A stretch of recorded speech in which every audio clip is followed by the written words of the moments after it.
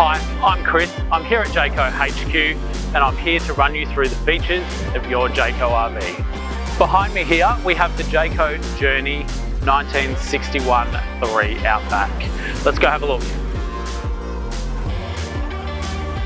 One of the most important things to a caravan is the kitchen. Now within the kitchen we've got our cooktop, and in this case we've got a Thetford Triplex oven grill combo.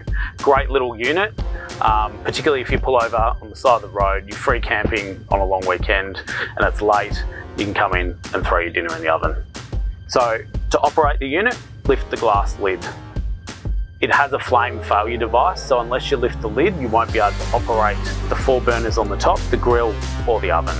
So to ignite one of your 4 gas burners, push the ignition and turn the knob and set to the desired temperature. So to operate our grill, just below our gas control here, we've got a heat shield. So pull that out. And then to use our grill, we've got to leave the door just ajar and adjust our shelf. To ignite your oven, turn the knob to the left-hand side and hit the ignition at the same time.